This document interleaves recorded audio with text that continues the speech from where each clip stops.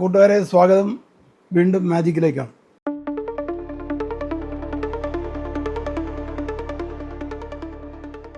ചെറിയൊരു മാജിക്, ഒരു തയ്യാറെടുപ്പും വേണ്ട, വലിയ സംഭവങ്ങളും വേണ്ട. ഇതാ ഒരു റബ്ബർ ബാൻഡ്, ഒരു പച്ച റബ്ബർ ബാൻഡ് എൻ്റെ കയ്യിലുണ്ട്.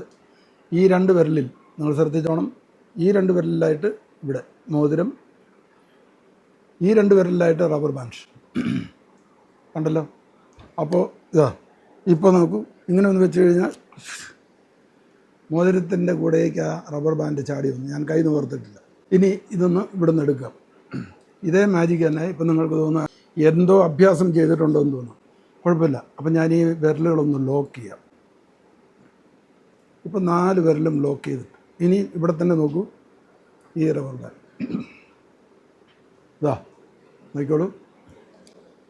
ഇങ്ങനെ വെച്ച് കഴിയുമ്പോൾ വീണ്ടും അത് അവിടെ ഈ 4 വിരലും ലോക്ക് ചെയ്തിരിക്കുകയാണ്. വേലി കടന്ന് അവൻ ഇപ്പുറത്ത് വന്നിട്ടുണ്ട്. അതാണ് മാജിക്. ഇനിയും ഇതേ സംഭവം തന്നെ. ഇനി എങ്ങനെ വേറെ ശ്രദ്ധിക്കുക. നേരത്തെ പോലെ തന്നെ ഇവിടെ റബ്ബർ ബാൻഡ്, ഇവിടെ ഈ 4 വിരലും ബന്ധിച്ചിരിക്കുക. ഇനി നോക്കിക്കോണം, ഇതാ ഇപ്പോൾ ഈ നടുവിൽ കിടന്ന റബ്ബർ ബാൻഡിലേക്ക് അത് തനിയെ ജമ്പ് ചെയ്ത് വന്നിരിക്കും. ചെറിയ മാജിക്കല്ല, ആർക്കും ചെയ്യാം, കുട്ടികൾക്ക് പോലും ചെയ്യാം. നിങ്ങളുടെ ടൂറിൽ, ക്ലാസ്സിൽ, നേരം പോക്കിലൊക്കെ ചെറുതായി ആൾക്കാരെ ഒന്ന് രസിപ്പിക്കാൻ, വിസ്മയിപ്പിക്കാൻ.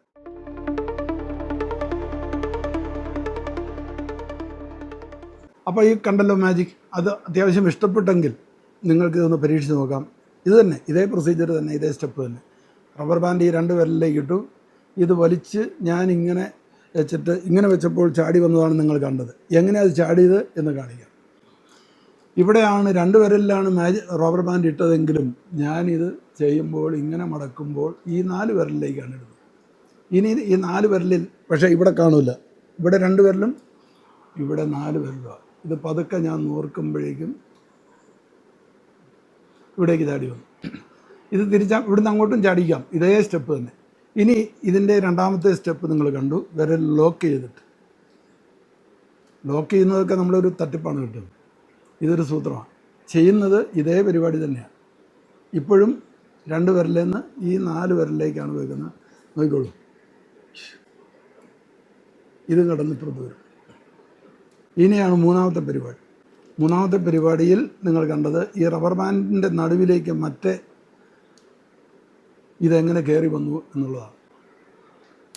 അതിന് ഇതുപോലെ തന്നെ തുടക്കത്തിൽ നമ്മൾ പഠിച്ചതും കണ്ടതും പോലെ തന്നെ ഇവിടുന്ന് എടുത്ത്, പക്ഷേ 4 വിരലിലേക്ക് വെക്കുന്നതിന് പകരം ഈ 2 വിരലിലേക്കാണ് വെക്കുന്നത്.